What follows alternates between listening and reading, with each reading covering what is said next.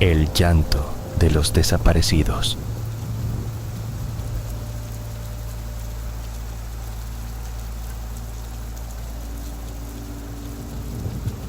Llegué a San Rafael, un pequeño pueblo en el corazón de México, buscando respuestas que nadie quería dar. Habían pasado semanas desde que mi primo Esteban desapareció sin dejar rastro, y las autoridades locales parecían más interesadas en mantener la calma que en hallar la verdad. El pueblo estaba envuelto en un silencio opresivo, roto solo por el lejano canto de los grillos y el susurro constante del viento entre los árboles secos. La gente evitaba mirarme, como si temieran que mis preguntas despertaran algo que debía permanecer dormido. Me alojé en la única posada del lugar, una construcción antigua con paredes de adobe y muebles gastados por el tiempo. Desde la primera noche sentí una presencia extraña. A medianoche, un llanto débil y lastimero se colaba por las grietas de la ventana, como el lamento de alguien que sufre en la oscuridad. Pensé que era mi mente jugando trucos, hasta que una mañana encontré huellas pequeñas y húmedas en el polvo del suelo, que desaparecían justo frente a la puerta. Decidí hablar con doña Carmen, la anciana que regentaba la tienda del pueblo y que conocía cada historia y cada secreto guardado bajo las piedras. Me contó que desde hacía casi un año, jóvenes y adultos desaparecían sin aviso, dejando tras de sí solo ecos de sus voces y sombras que nadie podía explicar. Según ella, las desapariciones comenzaban siempre con el llanto, ese mismo llanto que yo había oído. Una noche, un grupo de vecinos intentó seguir el sonido y se perdió en el bosque. Nunca volvieron. El miedo había impregnado cada rincón de San Rafael y muchos preferían ignorar lo que ocurría antes que enfrentarse a la verdad. Intrigado y desesperado, decidí adentrarme en el bosque que rodeaba el pueblo, siguiendo ese lamento que parecía llamarme. El aire se volvió denso y frío, y la vegetación se cerraba ahí a mi alrededor, como si quisiera atraparme. La luna llena apenas iluminaba el camino, y el llanto se hacía más claro, más urgente. Caminé hasta encontrar un claro donde la tierra estaba removida, y había símbolos tallados en las piedras, figuras que recordaban a antiguas deidades prehispánicas, pero distorsionadas, como si la desesperación humana las hubiera corrompido. En el centro, un círculo de velas consumidas y objetos personales, un reloj, una pulsera, una foto borrosa. Al tocar uno de los objetos, sentí un frío que me caló hasta los huesos, y la voz de Esteban resonó en mi mente, pidiendo ayuda. De repente, el llanto se transformó en gritos y susurros que me rodeaban, voces de los desaparecidos atrapadas entre este mundo y otro. Comprendí que el bosque era una prisión invisible, creada por un antiguo mal que se alimentaba del miedo y la desesperanza. Intenté huir, pero el bosque parecía cambiar, los árboles se movían y las sombras se alargaban para impedir mi escape. En medio del pánico, recordé las palabras de doña Carmen sobre un ritual ancestral para apaciguar a los espíritus y romper la maldición. Saqué de mi mochila un amuleto que había heredado de mi abuelo, una figura tallada en obsidiana con inscripciones en náhuatl que prometía protección contra las fuerzas oscuras. Me arrodillé en el centro del círculo, recité las plegarias que mi abuelo me había enseñado y encendí una vela con un fósforo que parecía arder con una llama azulada. La atmósfera cambió, el aire se volvió más liviano y las voces comenzaron a calmarse. Una figura translúcida apareció ante mí, el rostro de Esteban, pálido pero sereno. Me explicó que el bosque estaba maldito por un antiguo espíritu vengativo, una entidad que se alimentaba de las almas perdidas para mantenerse en este plano. Solo el sacrificio de alguien dispuesto a enfrentarlo y liberar a los atrapados podría romper el ciclo. Sin dudar, ofrecí mi presencia para realizar el ritual final. Esteban me guió a través de un trance, donde enfrenté mis peores miedos y vi las almas atrapadas, llorando y esperando ser libres. Con el amuleto en la mano, pronuncié las últimas palabras en náhuatl y una luz intensa envolvió el claro, disipando las sombras y rompiendo las cadenas invisibles que mantenían cautivas a las víctimas. Cuando desperté, estaba solo en el bosque, con el sol asomándose en el horizonte. Regresé al pueblo, que parecía haber cambiado, como si un peso se hubiera levantado de sus hombros.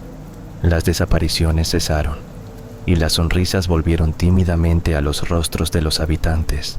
Sin embargo, el eco del llanto nunca desapareció por completo en mi memoria.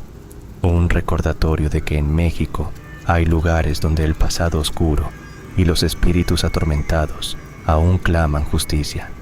San Rafael es uno de ellos, y yo, ahora, soy guardián de su historia, consciente de que la línea entre lo vivo y lo muerto es más delgada de lo que jamás imaginé.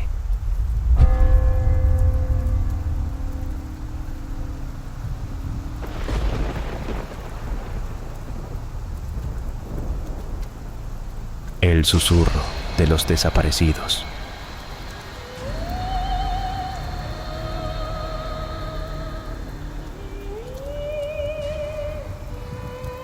En un recóndito rincón del estado de Oaxaca se encontraba el pueblo de la Esperanza, un lugar donde el tiempo parecía haberse detenido y donde la niebla arrastraba consigo más que humedad.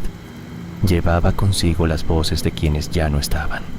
Desde hace años, habitantes de la Esperanza y de pueblos cercanos habían desaparecido sin dejar rastro. Nadie sabía cómo ni por qué, pero el miedo y el silencio se habían vuelto compañeros inseparables de sus calles polvorientas. Mi tío, Marcos, desapareció una noche cuando regresaba de la ciudad. Lo último que supe fue que había recibido una carta anónima invitándolo a investigar un misterio que rondaba la región. Sin más pistas, decidí seguir sus pasos y desentrañar el enigma que había atrapado a tantos. Al llegar, el pueblo me recibió con miradas esquivas y susurros apenas audibles. Las casas, construidas con piedras y madera, parecían resistir una batalla con el tiempo, pero era el aire lo que pesaba más. Un aire cargado de secretos y de lamentos invisibles. En la plaza central, un viejo campanario se alzaba, aunque su campana hacía años que no sonaba. La gente me habló de una antigua leyenda, el susurro, un fenómeno que se manifestaba en las noches sin luna, cuando voces lejanas llamaban a los desprevenidos hacia el bosque cercano, donde la realidad se desdibujaba y el tiempo se perdía. Decidí acampar cerca de ese bosque, armado con una grabadora y una linterna. La primera noche fue en silencio, pero en la segunda, cuando la luna desapareció tras nubes densas, comenzó el susurro. No era un sonido uniforme, sino un coro de voces quebradas que llamaban por nombres, entremezclando palabras en zapoteco y español. Uno de aquellos nombres fue el mío, un llamado que me heló la sangre y me hizo dudar de mi cordura. Siguiendo el sonido, entré en el bosque y noté cómo el aire se volvía más frío y la oscuridad más profunda, como si una presencia invisible vigilara mis pasos. De repente, ante mí apareció una figura translúcida, la imagen etérea de Marcos, con ojos vacíos pero serenos. Intenté hablarle, pero solo me mostró un gesto de advertencia y señaló hacia un sendero cubierto de raíces y hojas secas. Caminé siguiendo esa indicación hasta llegar a una cueva oculta tras un muro natural de piedra. En su interior, las paredes estaban cubiertas de símbolos antiguos y dibujos que narraban la historia de un pueblo que había pactado con fuerzas desconocidas para protegerse de una epidemia mortal, pero a un costo terrible: entregar a sus desaparecidos al bosque, que se alimentaba de sus almas. Comprendí entonces que el susurro no era solo un fenómeno, sino el eco de un acuerdo ancestral que mantenía al pueblo en una especie de limbo entre la vida y la muerte. Al intentar salir, sentí que algo me retenía, una fuerza que buscaba silenciarme para siempre, recordando las palabras de Marcos en una carta que encontré en su casa. Pronuncié un conjuro en zapoteco que hablaba de liberación y luz. El aire se transformó y la figura de mi tío se volvió más nítida. Sonriéndome con gratitud, me entregó un amuleto de piedra blanca, tallado con símbolos de protección, y me explicó que para romper la maldición, debía llevar ese amuleto al altar del pueblo, un lugar sagrado perdido entre las ruinas de una iglesia antigua. Al día siguiente, con la ayuda de una anciana del pueblo que aún creía en la vieja fe, localizamos el altar cubierto por maleza y olvidado por todos. Colocando el amuleto en el centro, recitamos oraciones y cantos olvidados que resonaron entre las piedras. Una luz intensa emergió del altar, disipando la oscuridad que envolvía al pueblo. Las voces cesaron y el aire se volvió ligero, como si un peso invisible se hubiera levantado. Las desapariciones se detuvieron y los que se habían ido regresaron en sueños a sus familias, dejándoles mensajes de esperanza y advertencia.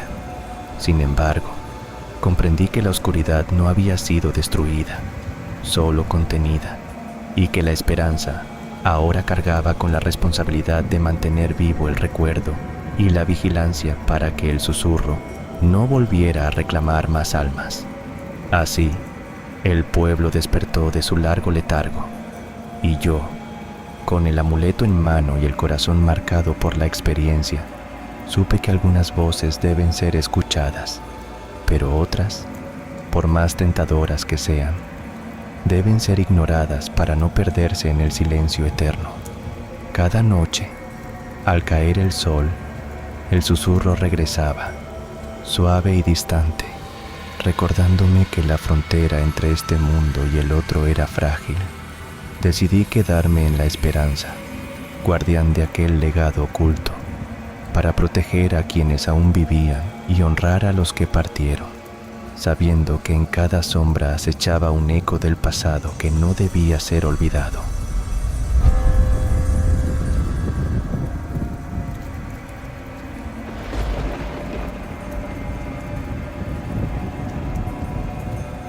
El susurro de los ausentes.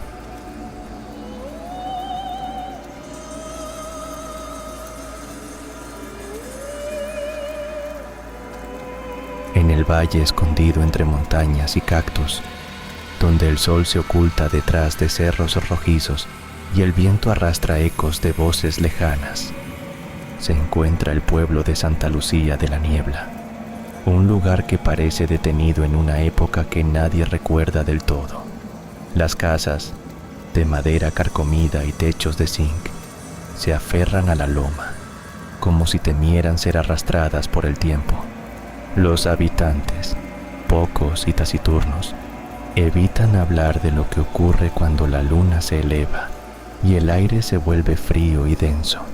Mi primo Esteban, un antropólogo que estudiaba las tradiciones orales de la región, desapareció sin dejar rastro mientras investigaba las desapariciones que habían comenzado a multiplicarse en los pueblos cercanos a Santa Lucía.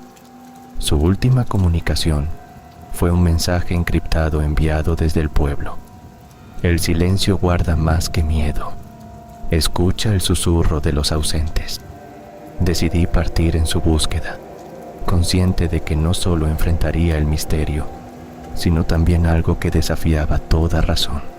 Al llegar, el aroma a tierra mojada y a madera quemada me envolvió, pero lo que más me perturbó fue la ausencia de niños en las calles y el murmullo constante que parecía venir de las casas vacías. Los vecinos me miraban con ojos cansados y evitaban mis preguntas, como si pronunciar ciertas palabras pudiera atraer la oscuridad. La plaza central estaba dominada por una fuente seca, cubierta de polvo y con inscripciones gastadas que hablaban de una antigua bendición que protegía al pueblo de las sombras del silencio. Durante las noches, el pueblo se transformaba. Los perros callaban y un frío inexplicable calaba los huesos.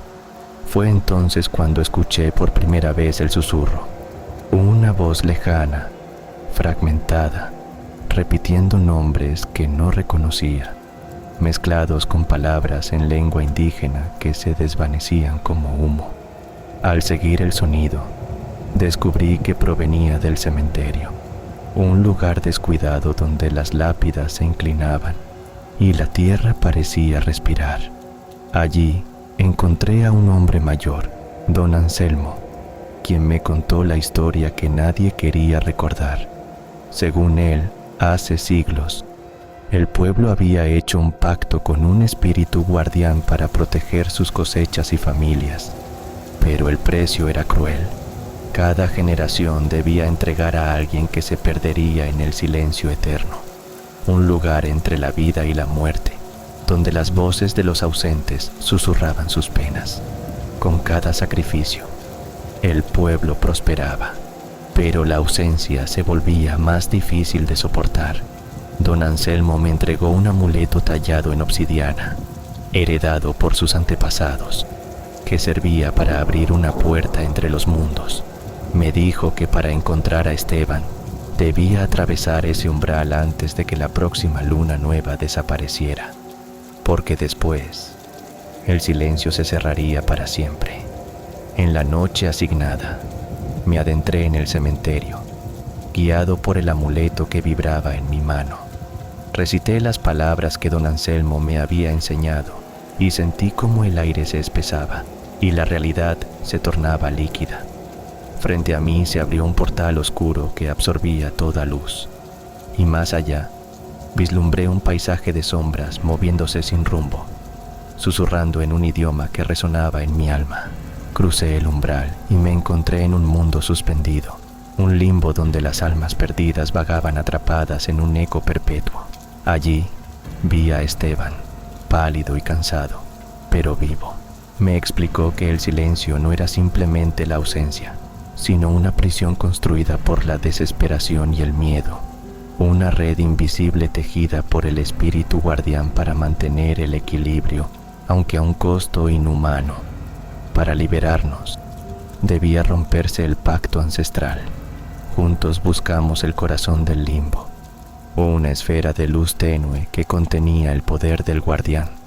Al tocarla, sentí un dolor profundo, como si mis recuerdos más queridos se disolvieran, pero también una fuerza renovadora que comenzaba a disolver la prisión invisible. Regresamos al pueblo justo cuando el cielo empezaba a clarear, y al hacerlo, una calma nueva parecía extenderse entre los habitantes.